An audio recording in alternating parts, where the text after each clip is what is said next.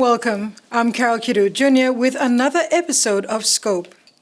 The final phase of the stakeholder consultation workshop on the Biosecurity Bill was hosted in Morobe Province from Tuesday the 11th of July to Wednesday the 12th. Facilitated by the responsible agency, the National Agriculture Quarantine and Inspection Authority, the two-day workshop covered the 12 parts of the Draft Biosecurity Bill 2023. A three-day stakeholder consultation workshop started on the morning of Tuesday, July 11 at the Lihir International Hotel to present the Draft Biosecurity Bill 2023 and gauge stakeholder views and input. The Managing Director of the National Agriculture Quarantine and Inspection Authority, Joel Alu, said this is the final workshop. We delivered our biosecurity policy in June last year during the election period. So from that biosecurity policy, one of the recommendations, number one recommendation is to deliver a bill, biosecurity bill. So this bill is crafted from the policy document that we have. The Biosecurity Bill is a key vehicle that will implement the Biosecurity Policy 2022 to 2030. And I'd like to thank the Australian government and our government for helping us to deliver this biosecurity. This is a final biosecurity workshop, and that's it. After that, we'll take the final document to government, to the Attorney General's office. All the lawyers are seated up there. We brought them in so that they understand what is going on. So when we go back to them, they have no issues trying to talk to us. The lawyers are sitting there. We take it to the Attorney General's office, and then to NEC, and then to First Legislative Council, and we take it to the Minister for Agriculture and Livestock, Honourable Lihir Tambua, will take this bill to Parliament this year.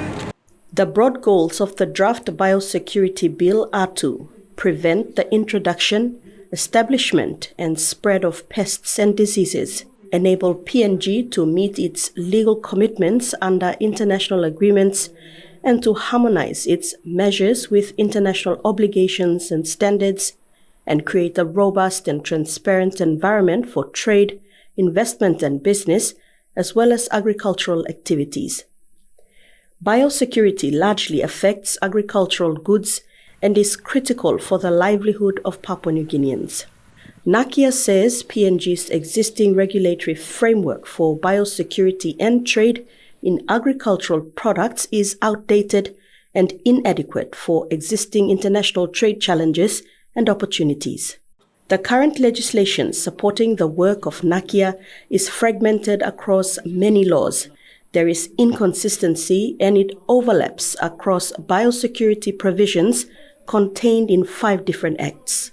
So what this bill does is that it creates an avenue for Papua New Guinea to trade its agricultural commodities. We can be able to trade with Australia, we can be able to trade with Europe, China, everywhere, because all these countries rely on biosecurity. If we have pest and disease issues in this country, they will not accept our commodities, our taro, our bananas, our popo, all these things. But this bill addresses all these pest and disease issues and captures the sanitary and phytosanitary issues that is issued through the WTO World Trade Organization. So that's what we are doing. What we are doing, we are amalgamating all these pieces of legislation, which are all over the place, into this biosecurity bill. Because today the world revolves around biosecurity for trade, nothing else. And if you don't have a certification, or even if your product cannot be certified by the biosecurity authority, it cannot reach a world market. So it's all about that. The second day of the stakeholder consultation workshop on the Draft Biosecurity Bill 2023 continued on Wednesday, 12 July, at the National Agricultural Research Institute at Bubia outside Leh City. NACIA covered parts 1 to 7 in the opening workshop on Tuesday, July 11, while parts 8 to 10, which include internal security, biosecurity during agricultural production, and Biosecurity Authority of Papua New Guinea, were discussed on Wednesday morning. In the afternoon, parts 11 to 12 were covered, concluding the final consultation workshop. The whole consultation with our stakeholders is to inform them or let them know what to expect of the biosecurity bill when it's enacted. So what was done yesterday was going through the first 7 of the 12 parts of the bill, and that covered things like the biosecurity measures that's going to be developed or created, how it's done, and one of the things in there, the measures will be done in consultation with the stakeholders, so those who are going to be affected, and how the measures are going to be implemented. It covered areas of the establishment or declaration of designated ports of entry and exit. It covered, when we set up a port of entry and exit, it also indicated the type of facilities that must be available in order for those to be designated. And other areas involving quarantine itself. But basically, in the intro part of the biosecurity, we try to explain to our stakeholders and the public what is biosecurity. And biosecurity basically is a process of minimizing risks of introduction, establishment, and spread of pests and diseases that is of biosecurity concern. Pests and diseases affecting animal and plants, and including those that will consequently affect human health. For instance, like rabies. Those are animal diseases that affect humans. Bird flu, which are transmittable from animals to humans, because a lot of our people or our country relies on agriculture. But in biosecurity, we don't only cover agriculture, but other renewable resources, which includes fisheries and forestry. And that's why you find the stakeholders in here covers not people in the agriculture space, but including the aquatic people. You find the people from fisheries are here as well. So that's basically what we have. But the various areas of biosecurity, like emergencies, pests and diseases affecting when it comes in, what do we do? And as the day will go on, you will notice that there will be certain areas that our people will cover in terms of animal health, animal production, and other plant production areas, which involves biosecurity. Scope continues after the break, a visit of many opportunities for the SB Hunters.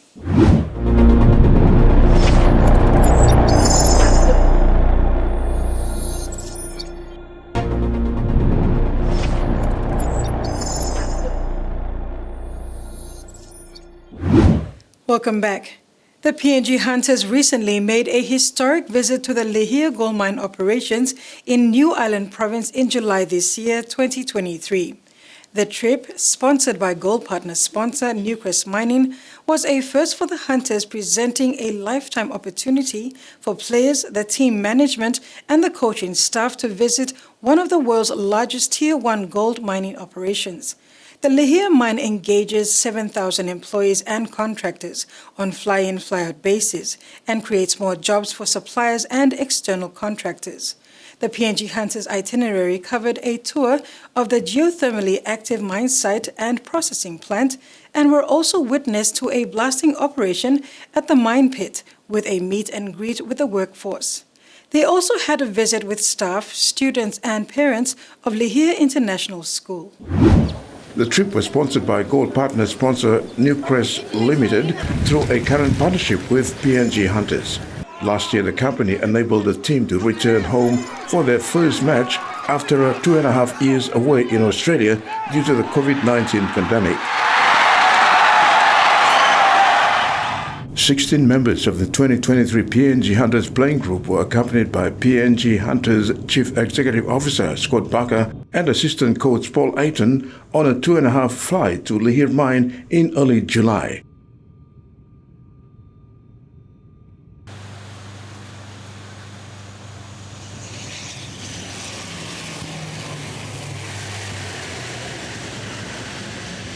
Perhaps the football gods were not on the Hunters' side when the team touched down at the Kona airport to pouring overnight rain that continued for the entire day.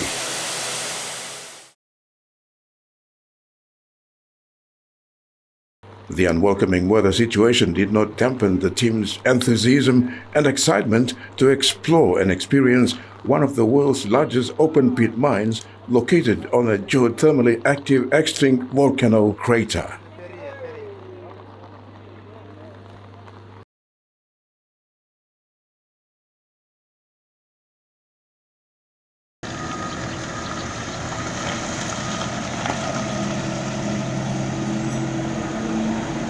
As part of the team's community engagement, the Hunters' first visit was with staff, students and parents of Lihir International Primary School to run basic rugby skill sessions.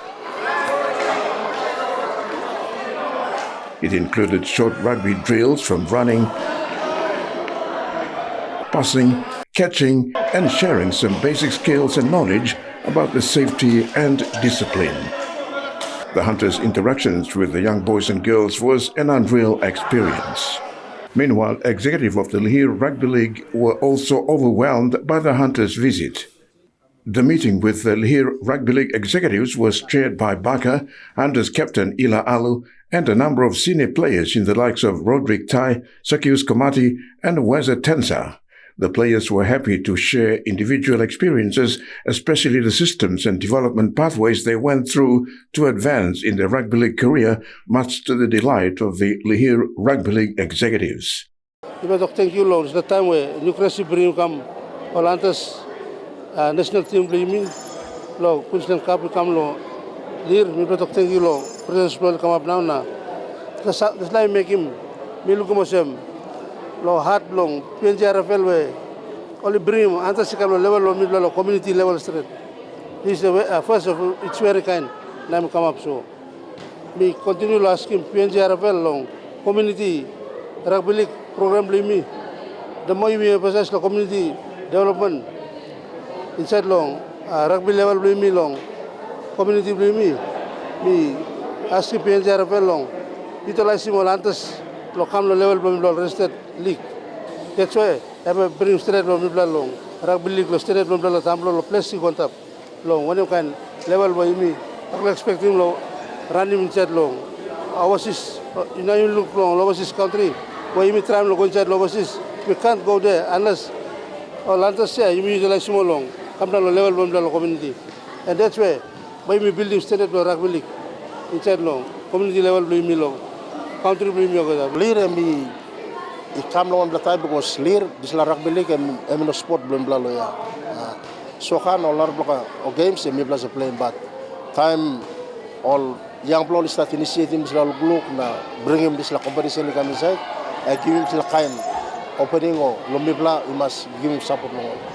So every year in and out mi bla continue lo support him competition Long Island but one of the major factor we want to look him we want to see online play league lawyer only must venture go out also at least all go play no diesel cup or play no Gurias na go anta plantas that's the pathway and no missing long so I think the reason why president long Lihir rugby league competition and me talk long we must give this support to and we must call online stable authority please come down and listen this lakan one can improvement that we need to do. Coming of PNG Hunters to Lihir it's a boost to the local kids on the island. I hope this will be an annual event by all hunters can come and at least do some bit of training for a couple of days before heading back to Port Moresby for the game so kind of some or at least watch a local league for a weekend and back to home. So the main activity of the day, of course, was an exclusive tour of the main hub of the mining operation, which included the geothermal processing plant and the mine pit. The highlight was to witness a scheduled blasting at the mine pit. Unfortunately, in line with mine operation safety policy and procedures, the much anticipated blasting was put off because of severe weather conditions, much to everybody's disappointment. Nonetheless, the tour continued with a visit to the Lihir Technical Training Center. The team met with instructors and students, majority of whom were from Lihir. During the short interaction, 2 students gave their testimonies about the opportunity and career path New Crest is offering to locals to pursue their dreams in life as part of the company's building capacity in human development. Again, the main key phrase was workplace safety first, considering the imminent dangers and the risk factors that the mine presents. Captain Alu also shared some similarities in safety with sport and the workplace principles.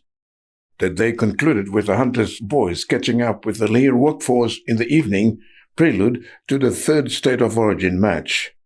The Lihir trip was valuable and a lifetime experience for the Hunters team. On behalf of the team, CEO Scott Barker thanked Newcrest Limited for creating this unique opportunity. From a playing and staff perspective, that everyone was just excited to come see what Newcrest do here, and we'd all been told how beautiful a place Lihir Island is. So unfortunately the weather didn't play ball, but that's okay. And look, if Tim and his crew do their part, we'll be hopefully back again soon, or we make this an annual trip as part of the partnership. We've done a few things like this, especially when we were based in Australia with our other partners. It opens our eyes to the opportunities that are out there for them. As you know, that sometimes some of these guys come from limited education backgrounds, but with what we saw at the Technical Training College yesterday, there's a whole range of different opportunities with some of our partners that the players could take up at the end of their career, or even through their career. In conclusion, Tim Bryson, Newcrest Mining Limited Strategic Engagement Manager, expressed great pleasure and satisfaction that the PNG Hunters could accept the invitation to visit Lihir Gold Mine and look forward to working closely together in future. At the start of season 2023, we sat down with the Hunters and said, what can we do to really support the team, and what can we do to really benefit our large workforce from the sponsorship that we have with the Hunters? So we decided to do something unique that the Hunters had never done before, which is to bring most of the squad, as well as the coaches and support staff, to the Newcrest Mining Lihir mine in New Ireland. We set up at the start of the season a plan that in this bye week, when the Hunters would have time to be able to come to Lihir, that we travel and we have a program that both involves the team contributing to the community here in Lihir. It's involved activities with the local rugby league competition, and also with some school kids with skill sessions. And at the same time, we've provided a tour of the mine site, of the processing site, and a chance for the Hunters team to be able to engage with our workforce in Lihir. In that way, it's been a great encouragement to our workforce in Lihir, and we've been given them the opportunity to interact with some of their heroes.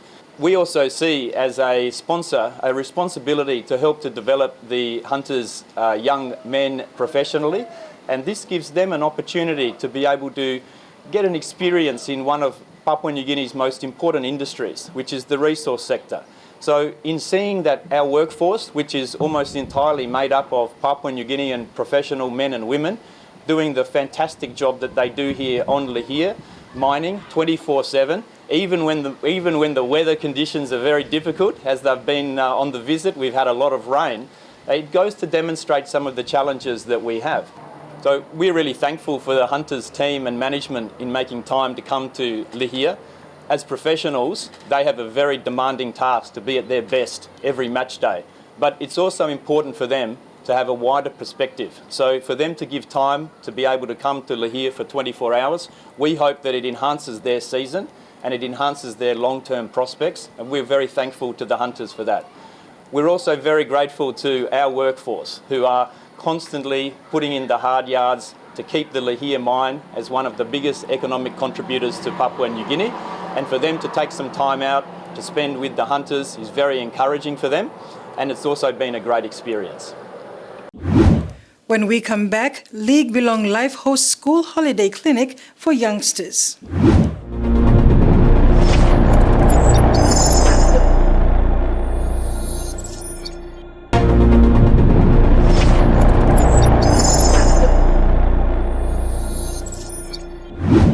Welcome back. During school holidays, the NRL League Belong Life program ran a clinic for students in Goroka Eastern Highlands Province as a medium to educate them about respect and the importance of education. Throughout the term 2 holidays, the NRL LBL invited players from the provincial rugby league team, the Bintango Goroka Lahanis, to join them. NRL LBL and Lahanis players Joseph Mock, Jethro John, Tassie Kawage and Kafu Ken taught the children basic rugby league skills like kicking, catching, evasion, dummy pass and play ball, and how to score tries, all the while having great fun at the Lopi rugby field.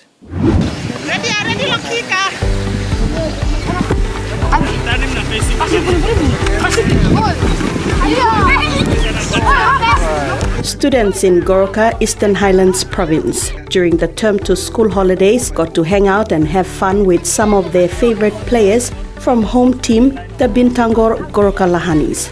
The NRL League Belong Life program organized a rugby clinic for the young holiday makers. They invited local Lahanis rugby stars Joseph Moke, Jethro John, Tassie Kawage and Kafu Ken to support the clinic that was all about teaching respect and promoting education.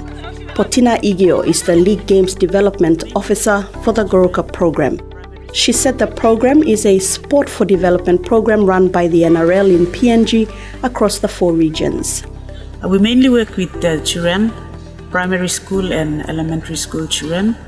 And today we did one of the events, which is the holiday clinic. We called out students from different primary schools and elementary schools in Goroka town to come to Lopi Field, and they came and we had some fun activities and fun games. The children were taught basic skills like kicking, catching, gripping, evasion, dummy pass, play ball, and how to score tries, all the while having fun at the Lopi rugby field. We called today's event as Bintago Lahanis Holiday Clinic. So when the Lahanis Goroka 4 players were there, when they went, the children, they were excited because they saw the heroes in person. They meet them in person, and they were there to have some drills and fun games with them.